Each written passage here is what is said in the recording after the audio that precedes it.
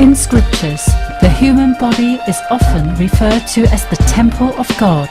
Yet, it is quite an uncommon privilege for any soul to attain this sacred abode that houses the divine, as it is truly a blessing to be reborn as a human being. On several occasions, Supreme Master Cheng Hai has spoken about the rarity of this phenomenon. To be reincarnated in the human world is hard. You have to have enough human quality. You have to have affinity with the parents, yeah, and with the society, with the people around which you were born. And it's very difficult. To be a human, you need some merit. You have done something good in the past in order to be able, yeah, to be able to pick a human birth. As a living temple of God, the human body is fully equipped with miraculous wonders that can be awakened in those who are spiritually conscious and have complete faith in the Creator of all life. In Adia, Latin for fasting is the human ability to live without food. Since time immemorial, there have always been individuals who can sustain themselves on prana, or the vital life force. Through the grace of the Providence, in Adiat, people who follow a food-free lifestyle can draw the energy from nature to nourish themselves.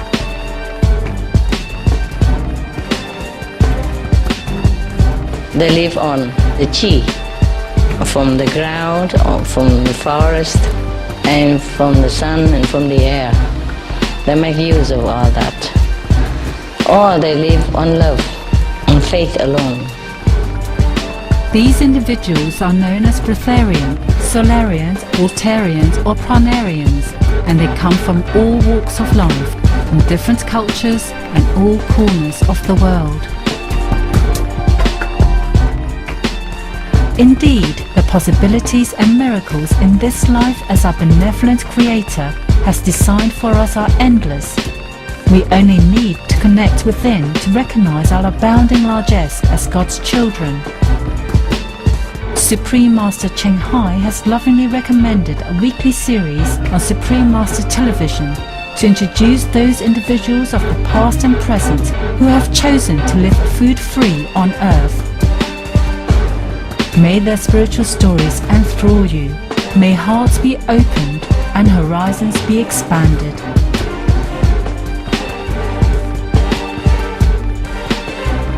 We now invite you to join us for part 2 of our 3-part program, Elitom bin Israel, Living a Holistic Breatharian Lifestyle, on Between Master and Disciples.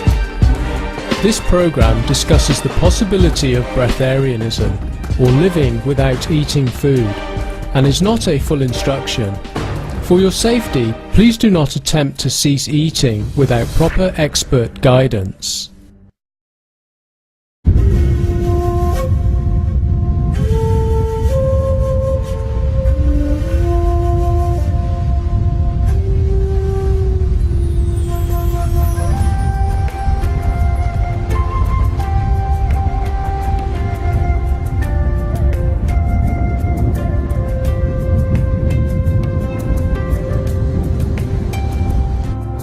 Elitom Ben Israel has not eaten food for 10 years. He's healthy, energetic, and happy. To help others lead a healthier lifestyle, Elitom shares his knowledge of holistic medicine and exercises, and promotes the compassionate, animal-free vegan diet. To learn more about his breatharian lifestyle, our Supreme Master television correspondent interviewed Elitom in Ohio, USA.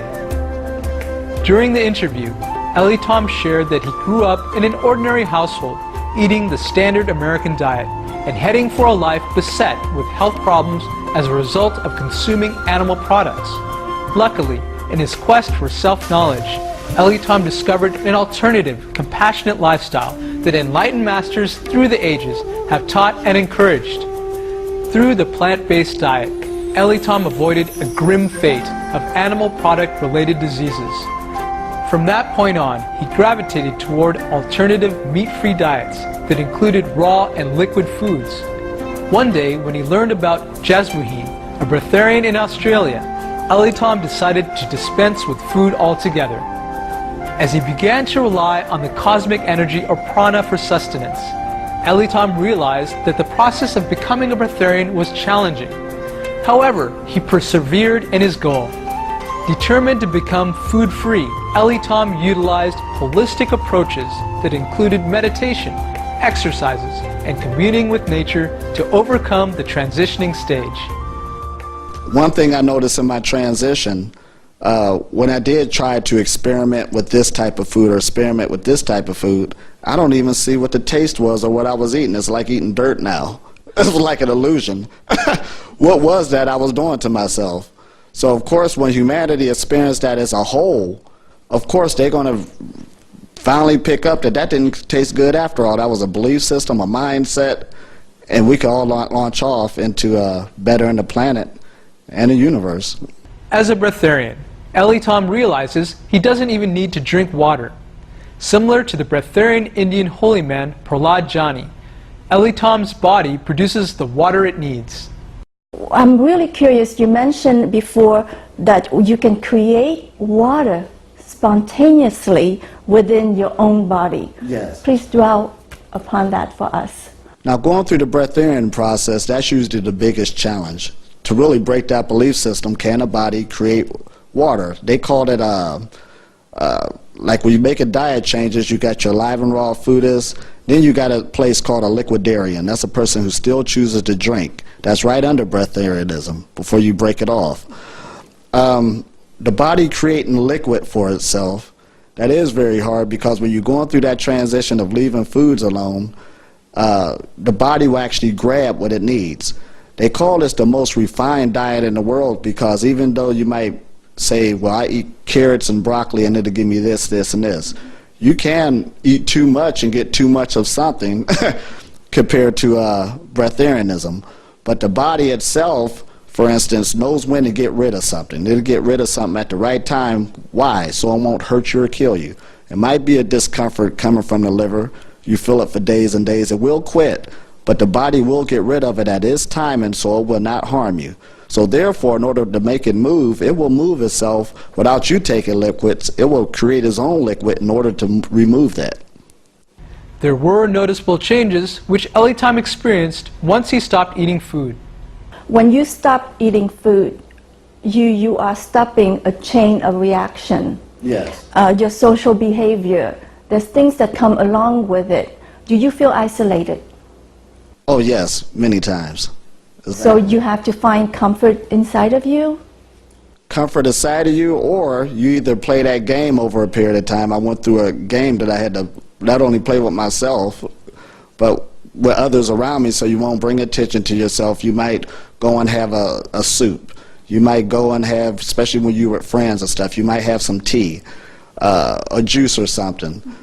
Your body is still going through discomfort, but it's like you're making a sacrifice just to keep the heat off of you. But the more and more this knowledge get out there, the more and more you can really be you and launch off to where you need to go, and hopefully others could come along also for the ride.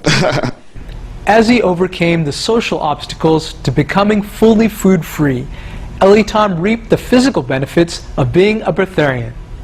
Do you get sick still? Not at all. Not at all. When you deal with sickness, illness, and disease, those are 3 different levels of an energy that's going low. In other words, sickness is a energy where you'll get rid of quick, sort of like a cold. If you don't do nothing, the body will get rid of that cold over a period of time. And illness is the same thing, it's just a lot more strenuous to get rid of. It's sort of like chicken pox. It's going to take a lot longer time, but the body will get rid of it. But a disease, which is dis-ease or discomfort, sort of like cancer. It's harder to get rid of. You can get rid of it because there's information coming out of it, but it'll take a lot longer. A different type of change, a lot more energy you have to put into it because you put a lot of energy to get it. Sort of like a person who catch cancer from smoking cigarettes. They put a lot of time and energy in doing that. You had to actually go work, go get the money, go purchase the cigarettes. You had to do this year in and year out, so you actually earned the cause and the effect of your actions or what just took place. So it's the same thing like when you said on getting sick. Every sickness, illness, and disease is actually created by the individual if they realize it or not. Aside from the physical benefits of good health, Elitom discovered within himself clarity of mind and perception. So do you perceive, because of your change physically on your body, your life change around that too? Exactly. Because everything you put in your body actually deals with consciousness or a thought process that you're dealing with. Because to me, this is a science also. In other words, I'm sort of like a researcher using my own body as a laboratory going through this. So there's a lot of notes I picked up through the years. One time I went through a situation where I just kept drinking juices, blending them up myself, getting organic fruits. Then one day I went to the machine and got a juice that said 100% orange juice. Now before I took this, when I had the other juices, I was thinking of all these positive things I was going to do today. As soon as I took the juice in the can, it was like something just came over me. It said, put it off to tomorrow. Just off of that thought process of what went into my body just now. So a lot of people don't even notice this, but there is information that's coming out now that, for instance, a lot of people that's in prison, a lot of that was based on diet. Children in school, why are they getting bad grades? A lot of it is based on diet. So there's a lot of things that humanity has to deal with that they have to take responsibility for what's going on to your body, also connecting with the thought process, and that's what spirituality and holistics was talking about all along. Mind and body connection. As a breatharian, Elitom also achieved a heightened sense of spiritual awareness. So what you're telling us is because you're thinking differently, you change many levels. Many levels of your being. Your physical body, your emotional body, your mental body, and also your spiritual body. Now when I say spirituality, most people want to rotate to religion and vice versa and belief systems again.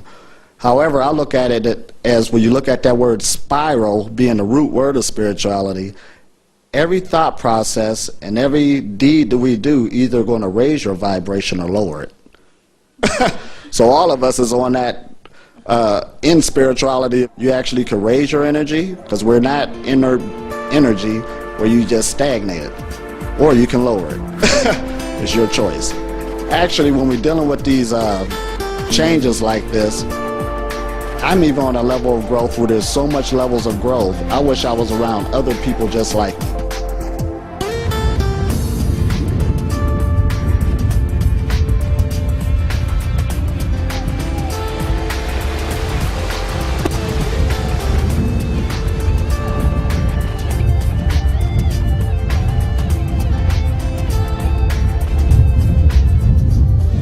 Join us next week for part 3 when we return with Elitom's journey on becoming food-free.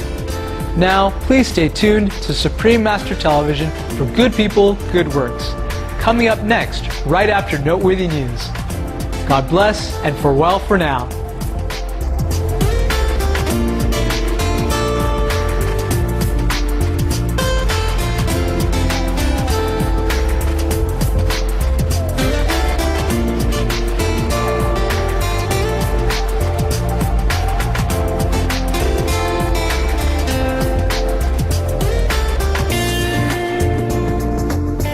For more details, please visit www.suprememastertv.com/BMD.